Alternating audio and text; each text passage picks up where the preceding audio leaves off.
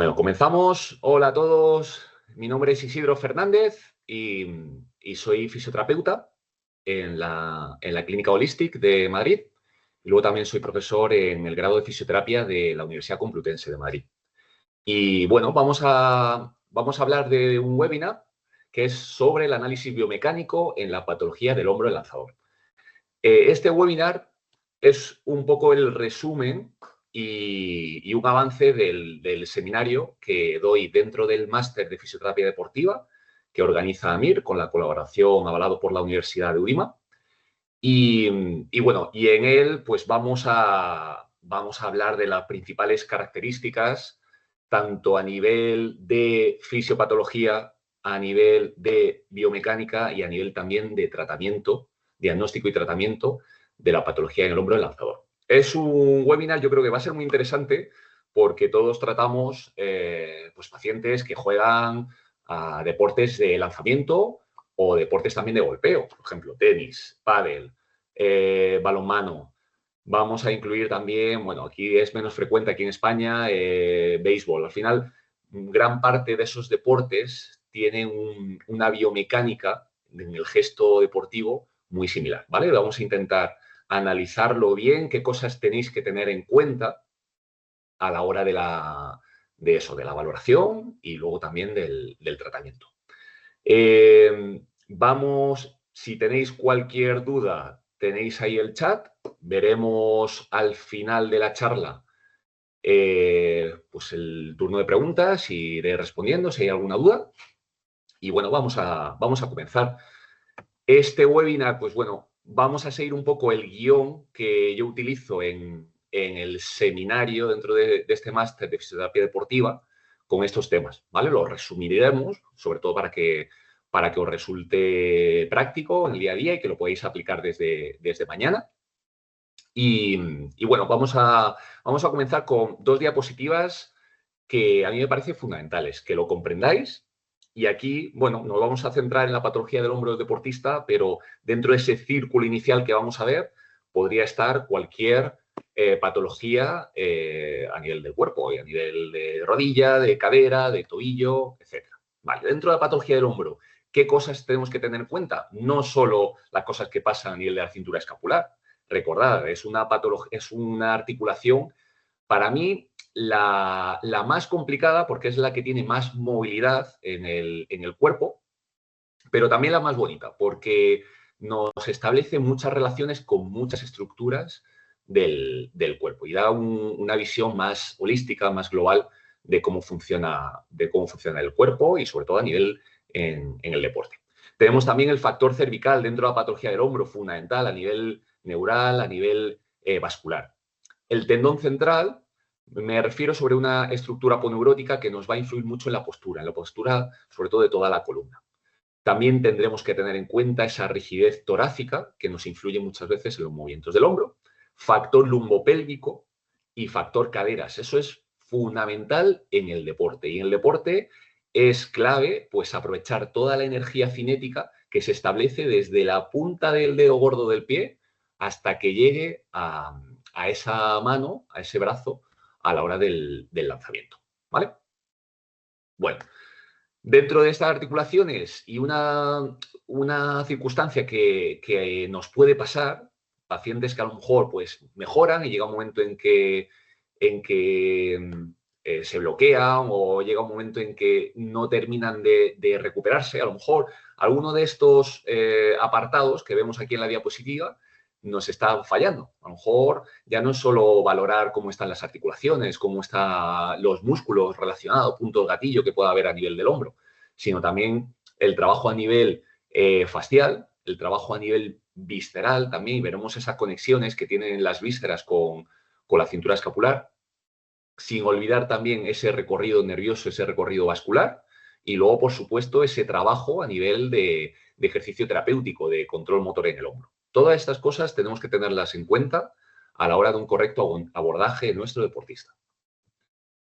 Muy bien, a nivel de conceptos anatómicos, doy por hecho que anatomía pues habéis estudiado y sabéis más o menos la anatomía del manguito rotador, que es sobre todo la estructura que más se daña en el hombro, pero tenéis que tener en cuenta los 3 tipos de pinzamiento que puede haber. Esto lo describe la fisioterapeuta Ann Cools en un artículo muy bueno. Y bueno, y habla de 3 pinzamientos. El que más hemos oído hablar, el pinzamiento externo o subacromial, que esa es la típica compresión del manguito, donde el paciente le molesta en esos grados intermedios de ABD. Luego tenemos lo que llama pinzamiento interno o profundo, y ahí tenemos 2 tipos de pinzamiento. Por un lado, el póstero superior, que ahí la zona más alterada del manguito rotador es la parte posterior superior, como el propio nombre indica, del manguito, y es típica en los lanzadores, ¿vale? En ese gesto, sobre todo a la hora de cargar el lanzamiento, ABD, rotación externa. Y por otro lado, un pinzamiento más interno, llamado subcoracoideo o anterosuperior. Ahí la porción anterior del manguito es la que sufre, y sobre todo lo vamos a ver más en movimientos de cierre del hombro, de aducción, ¿vale? Esa circunstancia lo tenemos que tener en cuenta porque nos llegará pacientes con un diagnóstico de patología del manguito rotador, pero dentro de esa patología del manguito puede haber muchas circunstancias. Hay pacientes que le molesta en la ABD, otros que le molesta en la rotación externa, otros en la aducción. Muchas veces este tipo de fisiopatología es la que determina esas zonas de molestia del deportista. Bueno, hablando así rápidamente y que veáis ejemplos de cada tipo de pinzamiento, aquí tenéis, a ver si puedo colocar el puntero. Vale. Aquí tenéis, pues bueno, imágenes, cortes de resonancia. Aquí vemos en un corte horizontal ese pinzamiento subcoracoideo. Recordad, dolor a la flexión horizontal, a la ADD. ¿De acuerdo? Y ahí encontramos colecciones de líquido entre la zona de la coracoides y músculo subescapular, coracobraquial. Nos encontramos también a nivel ecográfico, pues esta imagen de líquido. ¿Vale? Y aquí una imagen muy bonita, un corte lateral, aquí tenemos la glenoides con la coracoides, pues esa bursa subcoracoidea que se llama es la que sufre, es la que se irrita. Por otro lado, tenemos el pinzamiento póstero superior, el hombro del lanzador, y este lo vamos a ver muy frecuentemente en deportistas, muy típico en el tenis, sobre todo es que voy a sacar y ahí es como me falla el hombro, noto un dolor importante, no tengo la fuerza a la hora del lanzamiento, un jugador de balonmano, de waterpolo, por ejemplo. Movimientos comprometidos, como vemos aquí, rotación externa, ABD y ABD horizontal. Aquí lo que encontramos es una alteración del manguito rotador, pero luego puede haber una alteración también del labrum, ese menisco rodete que da estabilidad al hombro. Y tenemos muy frecuentemente situaciones de inestabilidad a nivel glenohumeral, episodio de luxaciones, que solo tenemos que tener en cuenta si hay alguna afectación de esas estructuras, incluso afectación a nivel óseo. Y luego, por último, este es el pinzamiento típico que conocemos, pinzamiento subacromial, que esto lo podemos valorar con ecografía. Si hacemos un corte, una posición anatómica del hombro, nos encontramos que esta distancia es inferior a 1 centímetro. Pacientes que vemos como que el tendón del supraespinoso en un corte longitudinal está como más fino, por así decirlo. ¿De acuerdo? Y esos pacientes nos van a indicar dolores en el recorrido medio del hombro. ¿De acuerdo? O sea que esos 3 tipos de pinzamiento es importante conocerlos, lo vamos a valorar también por lo que nos dice el paciente y lo vamos a valorar por la palpación que hagamos a nivel del manguito rotador y ver en qué zonas está dolorido el paciente o notamos una sensación de más engrosamiento y más dureza del tejido. Muy bien, si ya entramos de lleno en el análisis de ese lanzamiento o de ese golpeo, pues lo vamos a dividir en 3 fases, ¿vale? Que lo vamos a ir viendo. Esa primera fase corresponde, lo vamos a ver aquí con el ejemplo del tenis, pero podría ser cualquier otro deporte que corresponda a nivel de lanzamiento, a nivel de, por ejemplo, eso, balonmano, voleibol incluso. En esa fase de preparación, sobre todo es hasta que el paciente, hasta que el deportista llega a la máxima rotación externa del hombro. ¿De acuerdo? Ahí tenemos una elevada carga excéntrica de los rotadores internos que se activan mientras se están estirando. También en esta fase tenemos activación de musculatura pues relacionada a nivel del core, relacionada también a nivel de piernas. Sobre todo, muy importante en ese último momento de esta fase de preparación, esa máxima rotación externa. Fijaros, aquí en estudios electromiográficos ven que esa ABD y rotación externa hay una elevada activación de, por ejemplo, el supraespinoso, infraespinoso, subescapular, musculatura del manguito rotador, ¿verdad? Y fijaros aquí, el serrato anterior, gran importancia en la estabilización del hombro, se activa un 70% de sus fibras. Ya vamos a ir viendo conceptos de cómo funciona esa estabilización. Dentro de los deportes de lanzamiento hay una circunstancia que a lo mejor habéis leído, unas siglas en inglés, que es JIRT, eso es síndrome de déficit de rotación interna del hombro. Al final son deportes que generamos un aumento de la rotación externa para generar esa palanca a la hora del golpeo. El problema de esto es que todo lo que se sobreutiliza, esa rotación externa, pues al final el movimiento contrario tiende a perder movilidad. Y eso lo vemos muy frecuentemente en deportistas. ¿Qué es lo que genera eso? Ese acortamiento de esa limitación de la rotación interna viene marcada por un acortamiento de esta estructura. Esto es un corte sagital lateral del hombro, esta es la parte anterior, esta es la parte posterior. La musculatura posterior del manguito infraespinoso y redondo menor tiende a cortarse. Y entonces eso genera un bloqueo, una disfunción de movilidad hacia posterior y la cabeza humeral tiende a desplazarse en el sentido donde hay menos resistencia, que es hacia arriba y hacia adelante. Y eso genera un mayor estrechamiento, como vemos aquí, de ese canal por donde circula el manguito rotador. Y eso es síntoma, por ejemplo, de pinzamiento subacromial.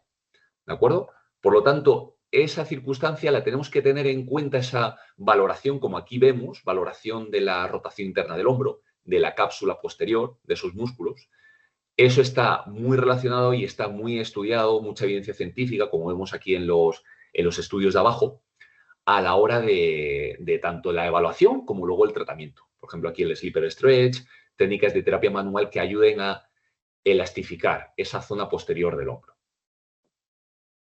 Vale, dentro de la segunda fase es la fase donde hay un movimiento concéntrico en rotación interna del hombro. Aquí, sobre todo los rotadores internos son los que se activan más, pectoral mayor, subescapular, dorsal ancho, pero fijaros, también el serrato anterior continuamente está trabajando. Esa segunda fase termina cuando se produce ese golpeo de la bola o se produce o se suelta ese balón, en el caso, por ejemplo, del balonmano. Y tenemos la última fase, lo que se llama el follow-through o desaceleración. Eso es un movimiento, sobre todo a nivel excéntrico, ¿de qué? De los rotadores externos del hombro, la cadena posterolateral, y luego también se produce un movimiento excéntrico, por ejemplo, también de los miembros inferiores, como vemos aquí en el caso del tenis a la hora de ese aterrizaje. Gran actividad de musculatura, por ejemplo, infraespinoso, redondo menor, músculos rotadores externos que le obligamos a trabajar mientras se estira. Y eso, como sabéis, esa contracción excéntrica puede generarnos problemas. Bien, y aquí es una cadena lesional que es fundamental. Otra circunstancia clave que tenéis que tener en cuenta a la hora de la valoración y cómo se genera esa patología, ya no solo en patología del hombro, también en, por ejemplo, un codo de tenista.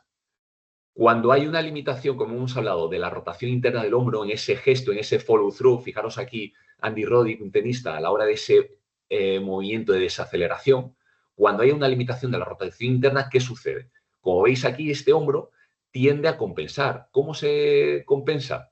Muchas veces con una anteriorización del hombro, con lo que va a sufrir esa porción anterior y lateral del manguito rotador. Se va a compensar también con un exceso de pronación. Ahí es donde puede sufrir, por ejemplo, musculatura supinadora del antebrazo. ¿De acuerdo? Esa anterioridad de hombro, esa limitación de la rotación interna, va a generar lo que decíamos, también una carga excéntrica en los rotadores externos de hombro. ¿De acuerdo? Tenemos que valorar ese gesto biomecánico y esa influencia de esa cadena lesional, ya no solo en lesiones de hombro, lesiones de codo también y lesiones de muñeca. Bien, me ha parecido interesante incluir, a mí me gusta mucho la valoración a nivel de neurodinámica del deporte. Por ejemplo, un ejemplo que luego también hablaremos, más circunstancias en este sentido, es la patología del nervio supraescapular. Recordad que es el nervio que inerva el supraespinoso e infraespinoso, que son tendones que continuamente estamos tratando en clínica, en pacientes deportistas o no deportistas. En el gesto de lanzamiento provocamos dos posibles lesiones de este nervio. Por un lado, la compresión, como hemos visto, este gesto de ABD y rotación externa. Y por otro lado, la tracción, cuando hacemos ese movimiento de desaceleración, ese follow-through, con una aducción y rotación interna. Se han hecho estudios que ese nervio es donde más se va a estirar cuando hacemos ese movimiento, exactamente. Y eso tenemos que tener en cuenta. Y es muy importante la anatomía de los nervios periféricos para ver posibles zonas de compresión, que a lo largo de, por ejemplo, del seminario completo, pues vamos a ir viendo esas posibles zonas donde el nervio puede quedar atrapado, cómo valoramos un atrapamiento neural y cómo lo tratamos. Bien, nos vamos ya a la parte de diagnóstico, aunque ya os he dado pinceladas de cosas que tenemos que tener en cuenta. Si queremos estructurar nuestro diagnóstico, lo podemos hacer con estas 5 partes. Esa anamnesis o entrevista de lo que nos dice el deportista, ese análisis visual, análisis postural, luego pruebas funcionales globales, una valoración del gesto deportivo. Yo siempre intento, dentro de los deportistas que atiendo, es verles mientras juegan. Hay veces que es difícil. Yo en la clínica pues tengo cintas de correr o a lo mejor en el caso de ciclistas un rodillo que pueda ver cómo pedalea, que pueda ver cómo corre.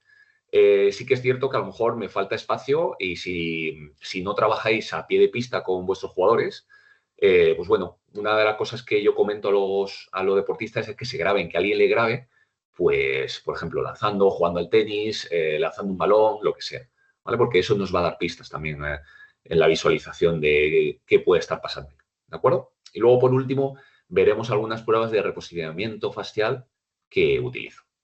Dentro de la anamnesis y ese análisis visual, valorar asimetrías, valorar también no quedaros solo en la cintura escapular. Ahí tenéis que valorar muchas cosas y por ello la complejidad que tiene el hombro.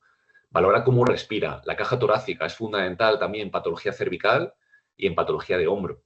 Valorar también esas disfunciones escapulares, humerales, distintos síndromes a nivel del húmero, a nivel de movilidad de la escápula, que algunos los conoceréis, no nos da tiempo para profundizar en ese sentido, pero esas cosas lo tenemos que tener en cuenta y eso nos va a influir en la biomecánica del deportista.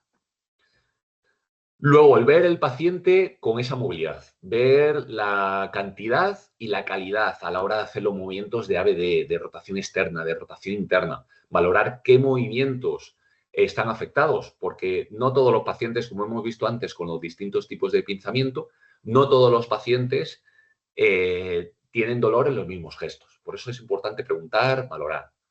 No os quedéis solo en valorar lo que he dicho, las articulaciones implicadas, sino una visión más global. Tener en cuenta dónde hay más problemas en ese paciente. Una buena forma de valorarlo es ver qué plano está más alterado. Si es el plano sagital, con los movimientos de flexión-extensión, plano frontal, con los de ABD o separación, ADD, aproximación, y también el plano horizontal, las rotaciones, rotación externa, rotación interna.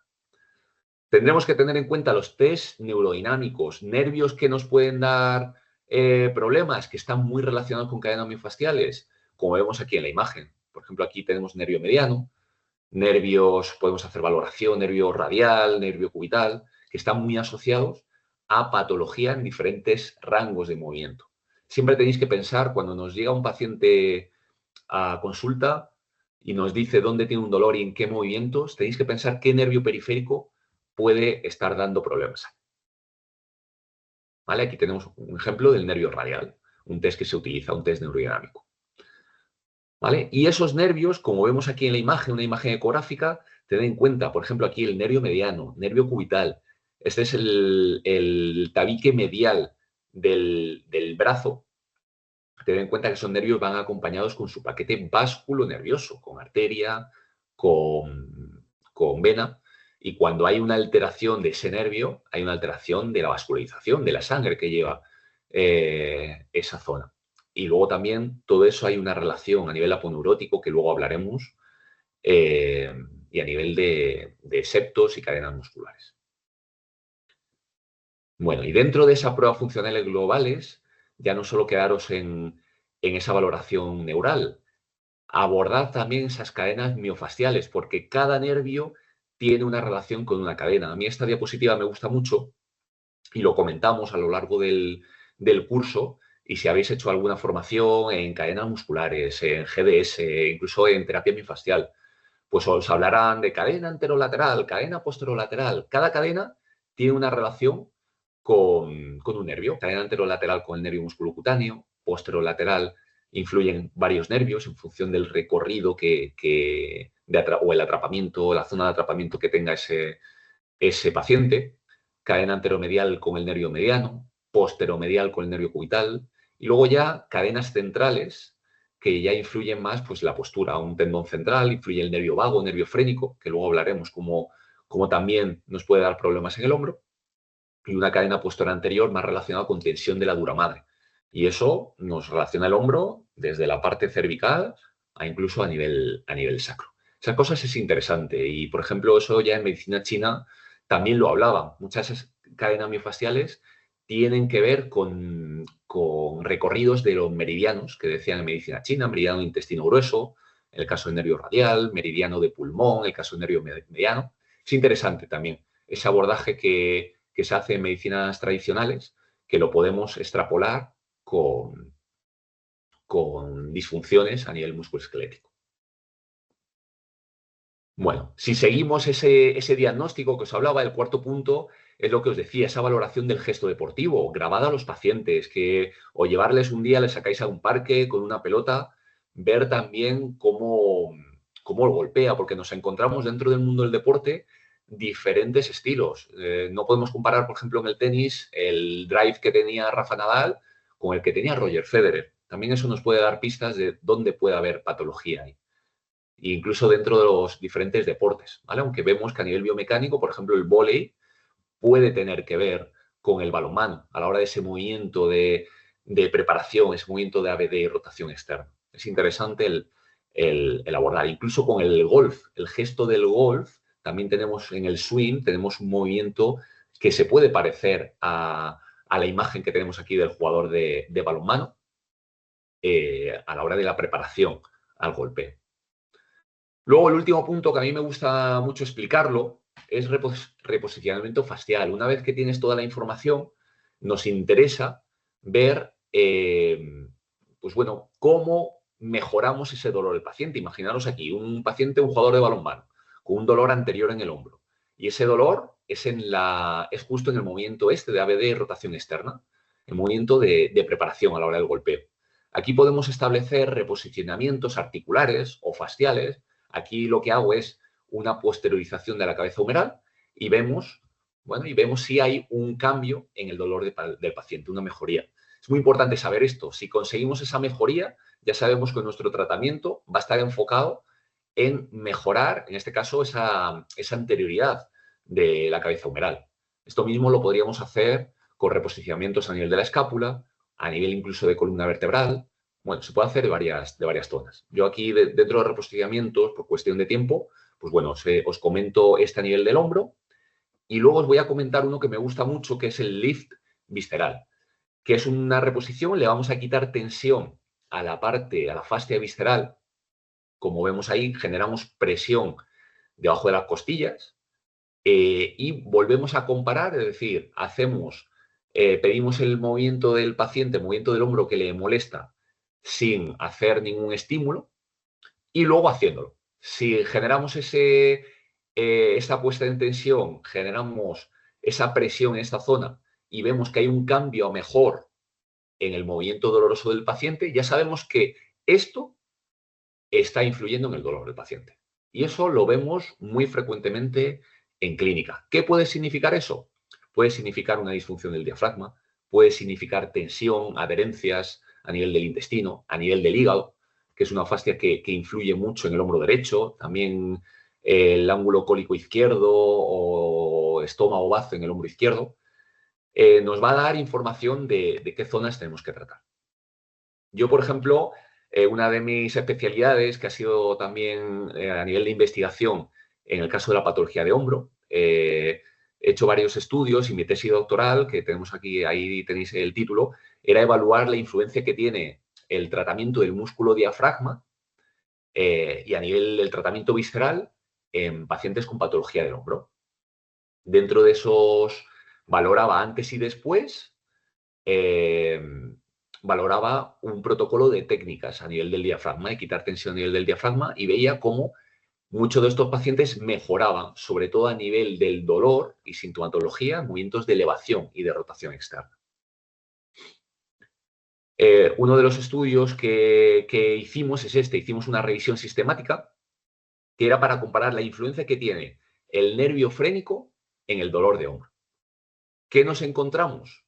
Tenía como dos objetivos. Por un lado, demostrar que no solo el nervio frénico tenía relación con C3-C4, incluso la raíz nerviosa C5, que influye mucho en el nervio supraescapular y músculos como el supraespinoso e infraespinoso, como hemos visto antes, esas raíces son origen de ese nervio frénico. Por lo tanto, a nivel de conexiones nerviosas, hay una relación entre hombro y nervio frénico y zona cervical.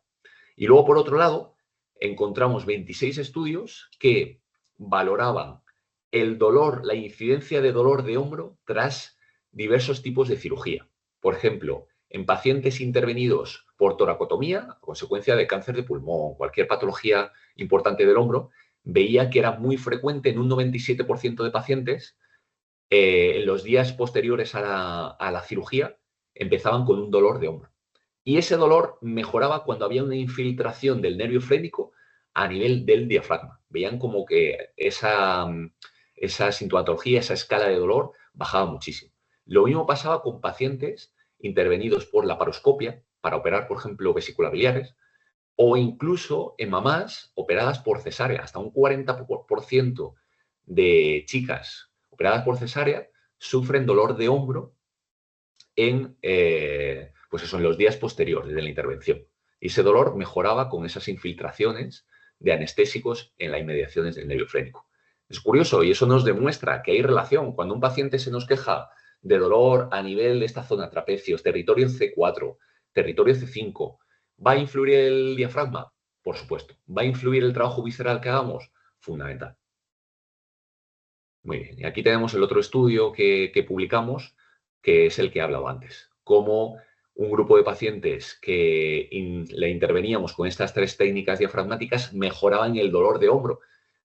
Por igual, incluso en algunos movimientos más, que si lo hubiéramos trabajado solo puntos gatillo en musculatura del manguito rotador. Todo ese diafragma, toda esa fascia viscerales se relacionan estructuralmente, y eso está ya más que demostrado, con músculos importantes del hombro, serrato anterior, pectoral menor, pectoral mayor, escalenos, por la relación con el nervio frénico, dorsal ancho, incluso la musculatura del core, que está muy relacionado al diafragma.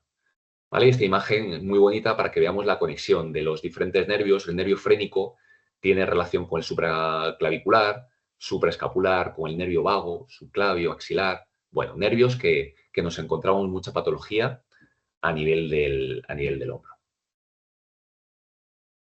Bueno, una vez llegado hasta aquí y teniendo un poco la visión que hemos visto a nivel biomecánico y valorado qué circunstancias nos pueden influir, nos tenemos que plantear qué podemos hacer. Como os comentaba, si hacemos un buen diagnóstico y, por ejemplo, con esos test de reposicionamiento, si vemos que ese paciente mejora cuando hacemos un lift visceral, sabemos que tenemos que abordar esa fascia visceral, ese diafragma. Si mejora cuando hay una corrección de la anterioridad del hombro, sabemos que tenemos que quitar tensión a esa musculatura que lleva a esa anterioridad. O tenemos que buscar a través del control motor potenciar esa posteriorización del hombro. Eso nos va a guiar mucho en el tratamiento, ¿de acuerdo? Por eso sí que os pido que ese diagnóstico dediquéis un tiempo y hagáis una valoración lo más completa posible.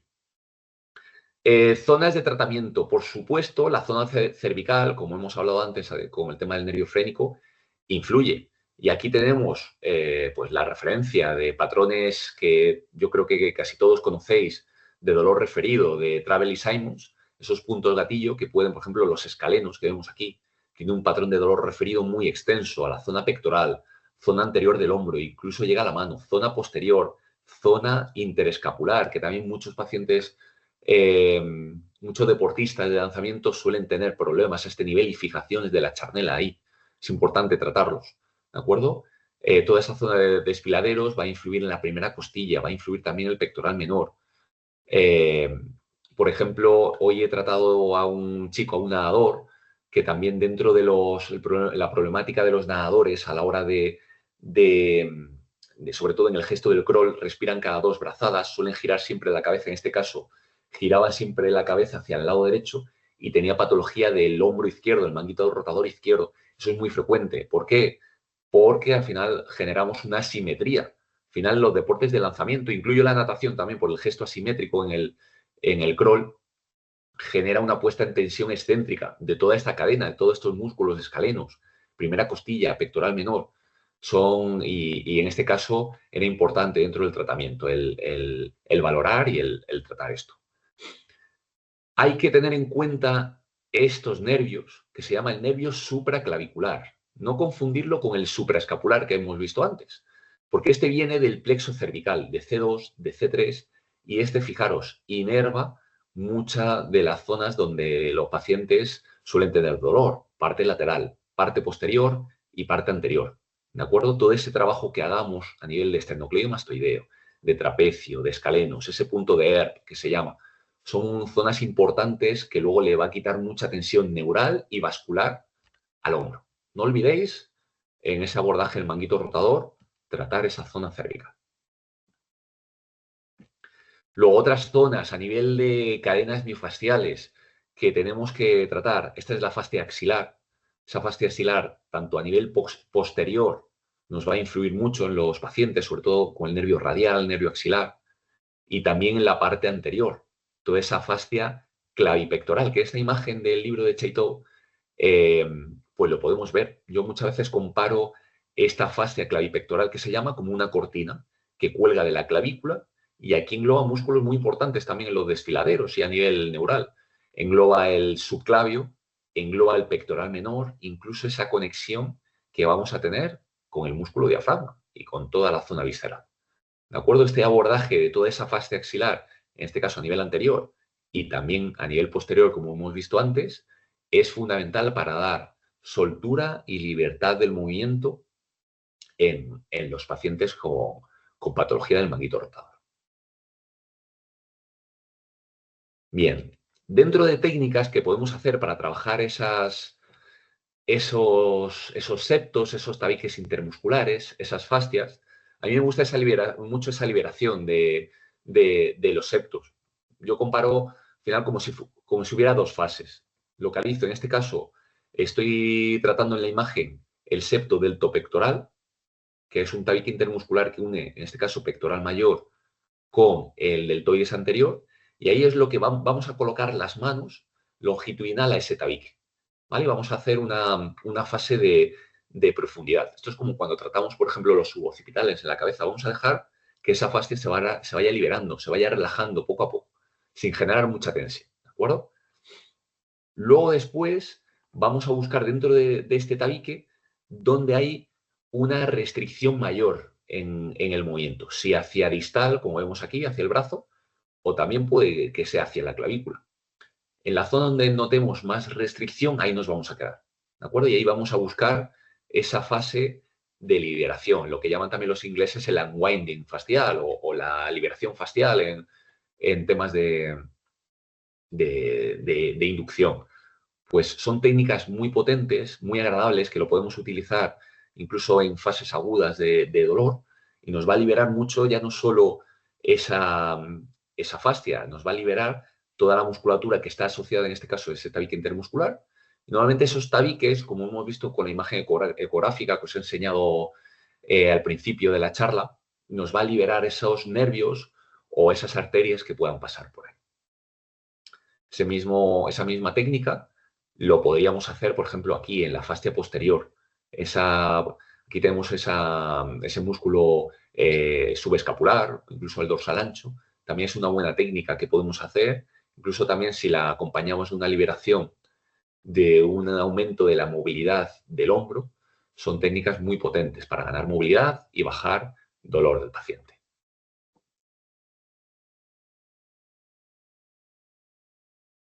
Dentro del abordaje de tratamiento, nos podemos ayudar también incluso del vendaje. Y un vendaje que lo llamo yo vendaje de reposicionamiento. Por ejemplo, en el caso que hemos visto antes, si hay una disfunción anterior del hombro que hemos visto con un reposicionamiento facial hacia posterior me mejora, nos podemos ayudar de vendaje, tanto vendaje funcional como vemos aquí, es un vendaje estilo McConnell que, esa fisioterapeuta Jenny McConnell estudió mucho y tiene algunos estudios científicos que avalan este tipo de vendaje, o lo podemos hacer también con vendaje neuromuscular, generando una tensión, es un vendaje más propioceptivo, generando un estímulo de una tensión mayor al 50%, para buscar esa recolocación articular. Son vendajes que lo podemos utilizar en el mundo del deporte. Hay varios vendajes, pero bueno, uno de estos es el que veis en la imagen. Bueno, y a nivel del tratamiento, ¿qué decir de la importancia del control motor, del ejercicio terapéutico? Pero no olvidéis que antes de valorar o hacer un programa de potenciación, tenemos que ver dónde falla el paciente, en qué articulación. Y esto es lo que os decía.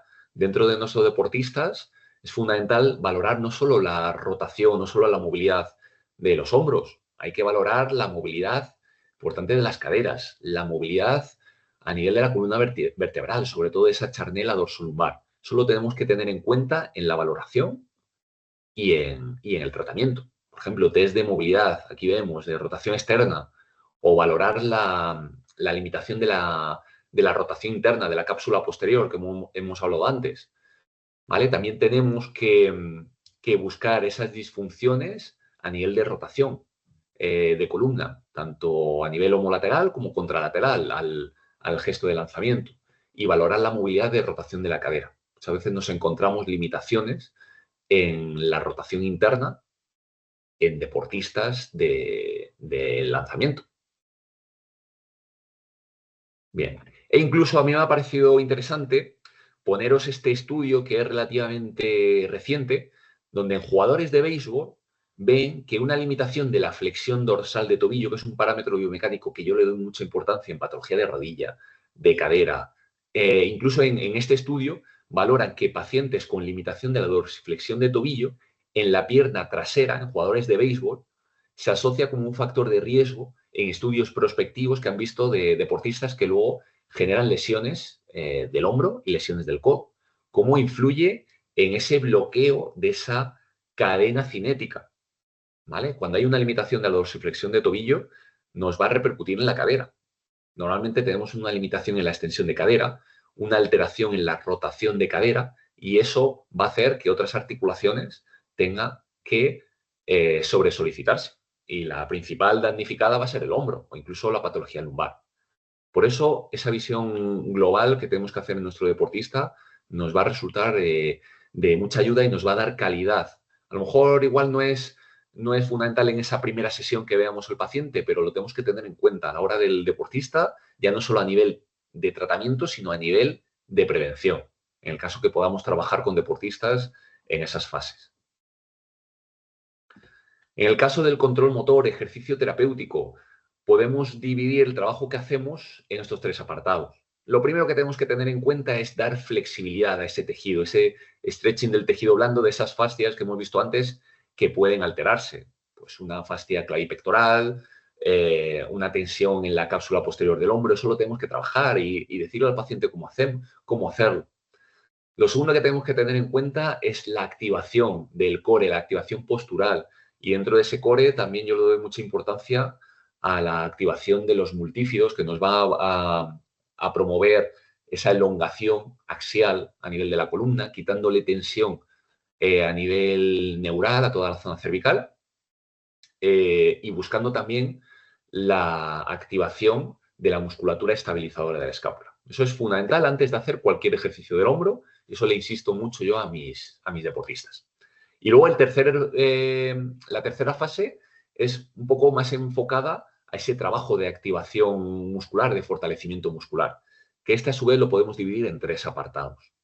El primer apartado es dar estímulos de estabilización de la musculatura propiamente dicha, estabilizadora del hombro. Y ahí nos encontramos, por un lado, musculatura estabilizadora de la escápula, sobre todo serrato anterior y trapecio inferior.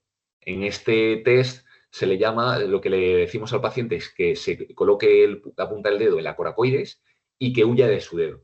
Simplemente haciendo eso va a buscar una activación del trapecio inferior. Ahí tened cuidado que no haya un exceso de activación del romboides. Y esa activación muscular le pido al paciente que la mantenga continuamente en cualquier gesto o cualquier ejercicio que yo le mande. Y luego, por otro lado, vamos a buscar la activación de la musculatura del manguito rotador, buscando esa coaptación, esa estabilidad articular. Lo podemos hacer con este gesto. Aquí Merche, una compañera, también profesora del máster de fisioterapia deportiva, busca una tracción de ese hombro y le pedimos al paciente que evite, que luche contra ese movimiento, buscando solicitar esa musculatura del manguito, que en este tipo de patología perdemos esa capacidad de coaptación, esa capacidad de estabilidad a nivel del manguito rotador. ¿Vale? Esos detalles lo podemos pedir al paciente pues a través de este tipo de ejercicio, rotación externa, pero siendo conscientes de esa estabilidad escapular. Incluso en esa fase 2, esa estabilización escapular, esa activación del serrato anterior y el trapecio inferior, aquí tenemos algunos ejemplos que nos pueden ayudar, buscando esa sensación de apretar, de generar compresión contra las piernas. Son ejercicios básicos que lo podemos añadir en pacientes a lo mejor que estén en una fase aguda. El pedir que compriman una pelota, buscar ejercicios en cadena cinética cerrada para buscar esa estabilidad a nivel de escápula, o incluso también el remo. El remo es un ejercicio que a mí me gusta mucho porque activa trapecio inferior sin generar una irritación a nivel del hombro y una solicitación de la musculatura que anterioriza del hombro. Dentro de esa fase 3 ya buscamos ejercicios más complejos, que lo podemos hacer incluso con plataformas inestables, con bandas elásticas, movimientos más dinámicos. Incluso este ejercicio del escalador, que le llamo yo, en cadena cinética cerrada, con bandas elásticas para generar una activación de la musculatura posterior del hombro. Y vamos a pedirle que el paciente vaya generando pues, un movimiento como si fuera a marcar las agujas del reloj. ¿Vale? Le vamos a decir que vaya primero hacia arriba, el lateral, un poquito hacia abajo, para ir trabajando en diferentes recorridos, esa musculatura estabilizadora del hombro. Ejercicios para mí claves que me gustan mucho en pacientes y en pacientes deportistas. Este ejercicio lo tomé de un ejercicio que se utiliza mucho en karate, que utiliza un tipo de pesa que se parece como una seta, pero lo podemos hacer con una mancuerna normal. Y lo que vamos a hacer son como 4 fases. Vamos a empezar en esta primera fase, luego le vamos a pedir al paciente, manteniendo esa estabilización escapular que os decía y esa estabilidad a nivel cervical, le vamos a pedir que lleve a una rotación del hombro. Eso va a estimular, va a mejorar ese movimiento de rotación interna que os decía que puede estar limitado, pero controlándose que ese hombro no se anteriorice. Eso es fundamental, ¿de acuerdo? Y obviamente que no tenga dolor el paciente en este momento. Luego lo vamos a llevar a rotación externa, también sin dolor, en el rango que pueda. Y luego nos lo vamos a llevar a movimiento hacia arriba, que eso se parece a ese gesto de lanzamiento o de saque en el tenis, buscando rangos. A lo mejor un paciente que venga con más dolor, pues podemos hacer unos rangos intermedios que no le moleste y poco a poco vamos a estimular. Son movimientos que nos ayudan a mejorar el ROM, el rango articular, de una forma más funcional, que se parece mucho a gestos que lo vamos a hacer a nivel deportivo. Un segundo ejercicio que yo utilizo mucho, que le llamo ejercicio de movilidad global. Ahí estamos trabajando los 6 movimientos típicos del hombro. Vamos a empezar en una posición como si fuera una espada, que lo que hacemos es un movimiento de aducción. Cuando empezamos ahí, aquí vemos en la imagen que ahí estoy comprimiendo, apretando una pelota de tenis para generar cierta tensión en toda la fascia braquial, y ya vamos incluyendo trabajo de fuerza en este movimiento. De esta posición, como de sacar a la espada, que se parece también, por ejemplo, a una diagonal de Cabat, vamos a ir a un movimiento de ABD y rotación externa. Fijaros aquí, el pulgar hacia arriba. Después vamos a ir a ese pulgar hacia abajo. Aquí hay que tener cuidado, si el paciente tiene dolor en este movimiento, vamos a hacer rangos intermedios. En lugar de llevar el pulgar hacia abajo, es una rotación interna máxima, lo podemos llevar hacia adelante. Siempre importante que no haya dolor en esos movimientos que mandemos al paciente. Por eso fundamental que hacerlo con los pacientes y explicarlo, incluso hacerles un vídeo para que tengan de una forma clara cómo se desarrolla ese movimiento. Una vez que hacemos ese movimiento de rotación interna, vamos a ir a una posición de extensión, como vemos aquí, apretando esa pelota e incluso llegando a tocar la espalda, ¿de acuerdo? Si ese paciente aquí tiene dolor, nos vamos a quedar en esta posición intermedia, ¿de acuerdo? Y luego, una vez que llegamos aquí, vamos a hacer el recorrido inverso. Llegamos aquí, quitamos la tensión, esa rotación interna, es decir, nos vamos a esta fase, luego elevamos el hombro, manteniendo esa rotación interna, luego nos vamos a rotación externa y ABD, y luego cerramos aquí, ¿de acuerdo? Es importante, normalmente pauto este movimiento, hacerlo 2 series de 10 repeticiones, primero sin resistencia, luego a lo mejor le podemos añadir una pelota de tenis, o luego le podemos añadir una pequeña pesa de 1 kilo, con mucho 2 kilos, 2 kilos y medio, ¿de acuerdo? Y ir poco a poco aumentando ese rango articular. Muy bien, y luego ya tenemos una fase 4, que ya en función del deporte tenemos mucha variedad de ejercicios. Imaginaros, pacientes nadadores, vamos a intentar trabajar de una forma lo más funcional posible, una posición, por ejemplo, de prono, buscando ejercicio como el Superman, planos inestables. Imaginaros también el caso de escaladores, podemos servirnos también del trabajo de plancha, pero siempre respetando ese trabajo de movilidad que hemos visto antes, respetando esa posición articular, tanto en el eje central como a nivel del hombro. Luego, en gestos de lanzamiento, imaginaos hockey o tenis, podemos enganchar unas bandas elásticas a la raqueta y buscar patrones también diagonales, como hemos visto, o gestos de lanzamiento con balón medicinal. Podemos ayudarnos también, por ejemplo, de las bandas de entrenamiento de TRX y buscar también ese gesto neurodinámico que está relacionado con patrones de dolor o patrones de ese gesto funcional deportivo. Bueno, es importante ya como conclusión que hagamos una valoración completa del hombro, que veamos qué movimientos están enfocados, teniendo en cuenta esos distintos pinzamientos que hemos visto que pueden haber en nuestros deportistas, buscar qué movimientos están alterados, relacionarlo a nervios que pueden estar afectados, a cadenas miofasciales que intervienen y luego hacer una valoración completa. Incluso lo que decía, desde la movilidad del tobillo hasta movilidad de caderas, rotación dorsolumbar, movilidad del hombro, movilidad del cuello. Y luego, en función de lo que os haya salido en ese diagnóstico, tenéis herramientas, tenéis formas de tratar, ya sea a nivel de terapia manual, a nivel de vendajes o a nivel de ejercicio terapéutico.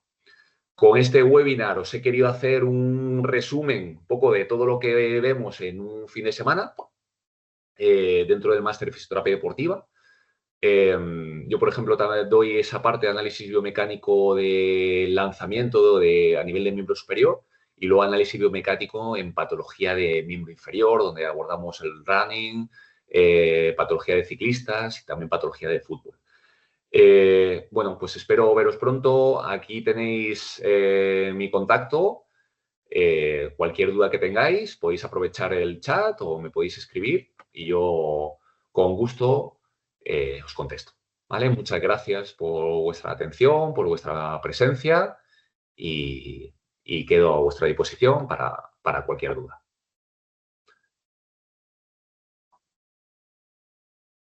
Vale, vamos a ver si hay, no sé si hay alguna pregunta.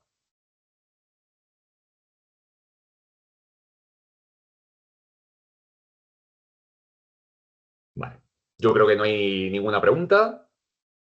Cualquier cosa, lo dicho, que un gusto, un placer y un abrazo a todos y a seguir formándose y seguir aprendiendo. Muchas gracias, Isidro. Gracias, Julia.